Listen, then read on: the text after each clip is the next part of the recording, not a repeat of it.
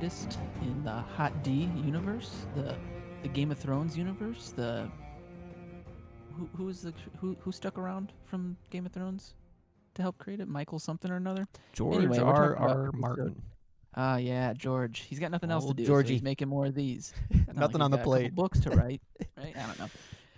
Uh, So we're talking about episode 9. Is this considered a penultimate episode? A new phrase I've indeed it learned is. Yeah. recently. Nice word, man.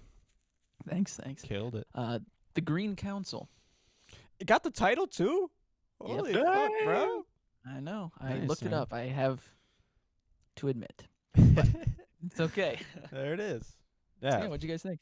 Yeah. General thoughts for me, not my favorite episode, but Okay. enjoyed it. Only episode without a time jump, I think. I mean, that's monumental. Yeah, I think if anything, this episode made me like Otto Hightower a lot more. I don't know. He's just. It's funny because I'm on board with him. yeah, I do like him. I love his character, but I think it made me hate him more this episode. Really? Yeah. In a I good was way. behind him the whole time. Yeah. I like him too. He's very pragmatic and very intuitive, very smart. So. Yeah. But overall, yeah, kind of just a little bit here or there for this episode. There was a little bit of a side quest, I thought, kind of tossed into this one with the finding of Aegon. Kind of silly. It's a little how do you bit, lose him? yeah. I mean, I'm assuming he heard the news and wanted to not be king and hid or whatever or something. But just like the we gotta find him and we gotta be sneaky and no one can see you and just go into the flea bottom, and then there was like the white worm blackmailing them to stop the children fighting pits or whatever.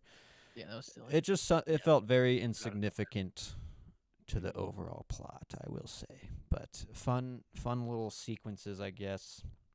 When the brothers show down, I was on the edge of my seat about if what's his name, Aemond was gonna kill Aegon. I kind of assumed he would.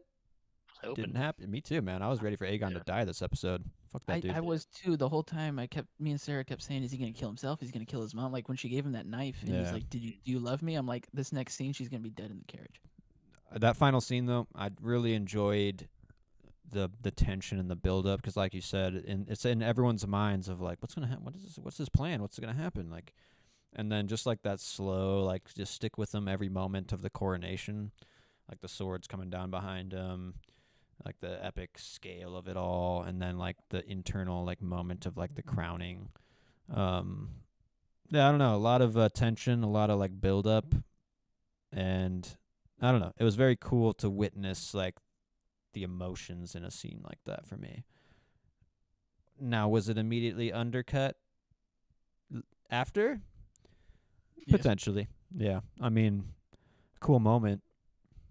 Honestly, this is the moment where I kind of was like, Not really that cool, to be honest. writers are on this show.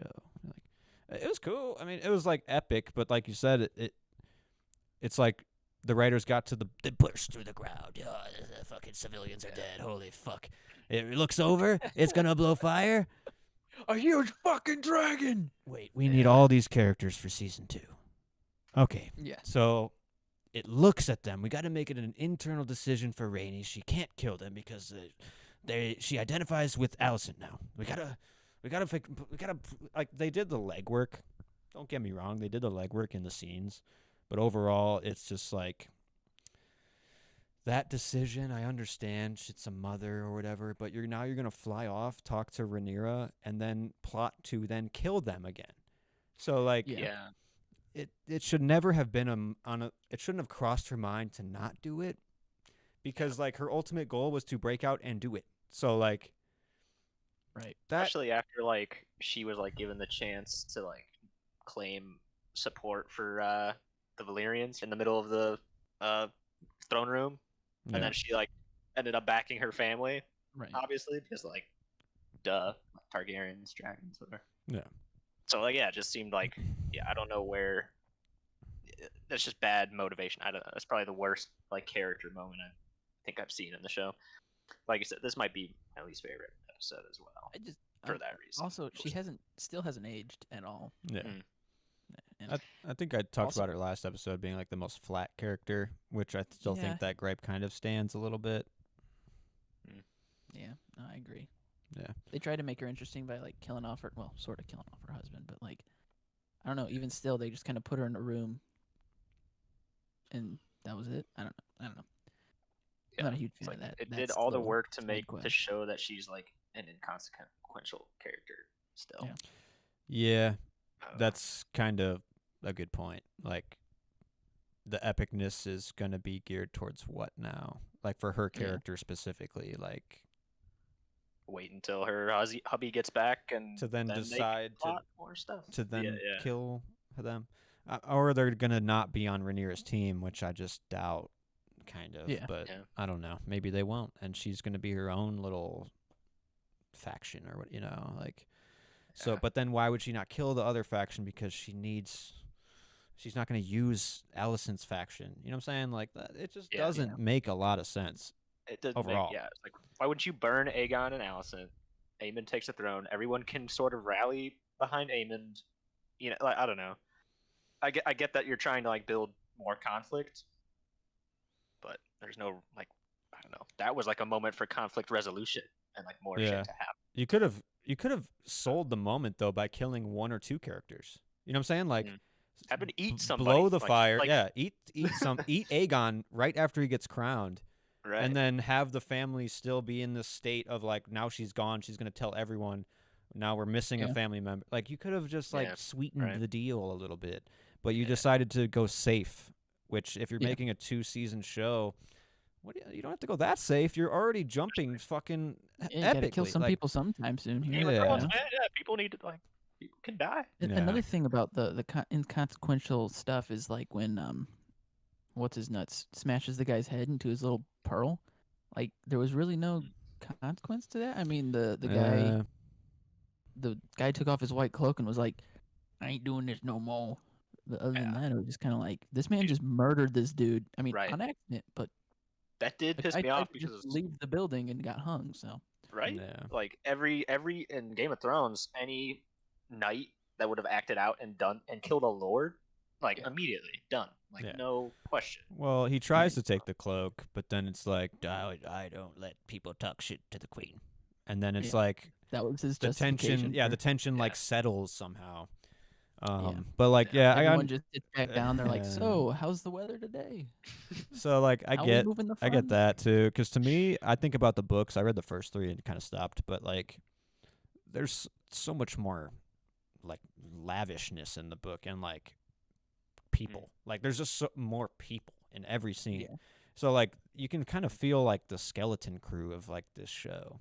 Where it's like they can only have the 2 night guards in the room because they can only have 2 night characters, and on the budget of like with the night suits and shit. So it's like they have to only have those 2 characters basically like pose and flex and be like, okay, I'm leaving. But then like in the book, there's probably like 20 fucking night guards in there that are like drawing swords and like deciding who to like side with and right. So I don't know. It's like you can kind of feel like how it conveniently stuff wraps up because they have to shoot shit in one scene in one location with 2 characters because we can't convolute shit. So it's a little too skeleton crew and a little too like bare bones to be quality. Fantasy shit.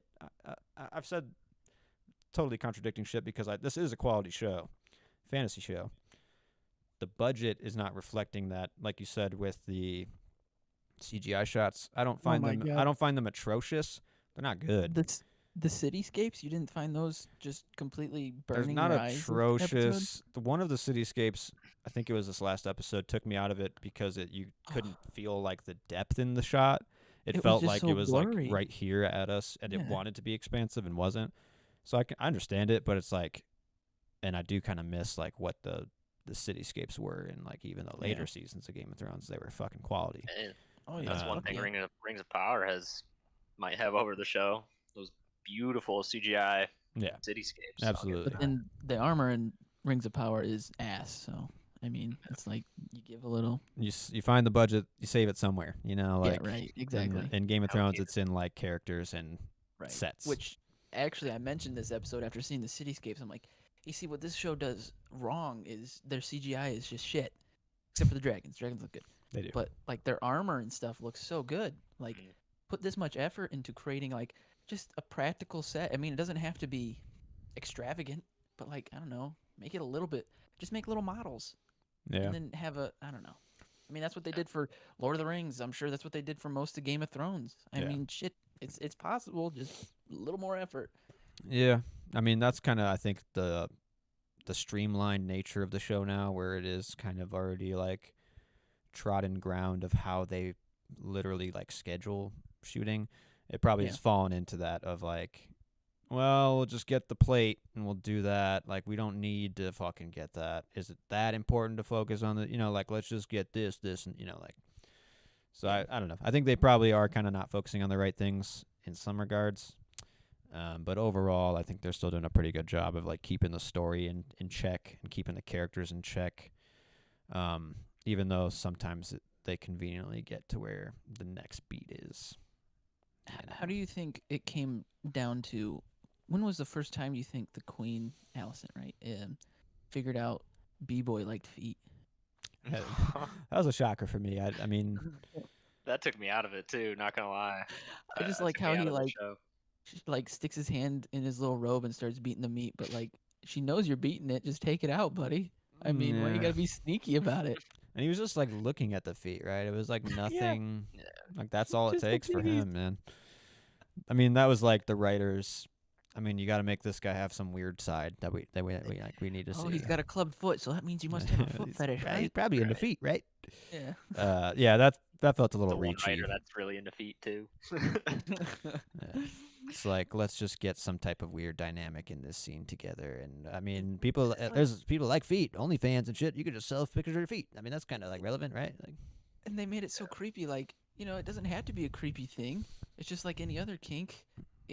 Why are they gonna make it weird where he's reaching in his robe and she's like slowly taking off her pantyhose? And she just looks away as he's like, all right. yeah. I don't know. And then Just weird. it's kind of weird too how Larius, I think that's his name.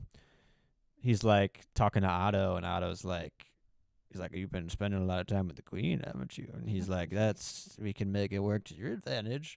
And then Otto's just like perks up. He's like, oh, if I could speak my language, but it's just like he'll immediately just sell out the Queen's relationship. Even like he just doesn't give a shit. Like he's like the That's- definition of Game of Thrones betrayal. Like That's why Backstab. Otto is a legend.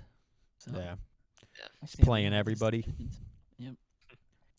I wonder, like, when will the overreach be for Otto or something to like be his downfall, or or I he's think gonna this be the episode winner. was pretty close. It was just what I thought maybe, because I mean he's pretty much usurping. Obviously, he's kind of leading the charge here Yeah, and putting all the people away and making sure nobody leaves until it is official. yeah. So I don't know. He's getting there. His britches are getting big. Yep. But one more episode, guys. I'm curious to see how they bring this one home if they do. Yeah, we'll see. Maybe that was part of the plan. At the Not end of every deliver on Game of this one. Thrones, yeah, they used to be Yeah. good every season. The last Yeah. episode was a banger. Yeah, maybe they're trying to keep us on our toes. Then, like, Yeah. give us all the juice in the last one. Yeah. Yeah. We'll see. I guess we'll see. Yeah. But join us next week, guys, for the last talk on Hot D. Hot D. Yeah. In the meantime, stay gold. Stay gold.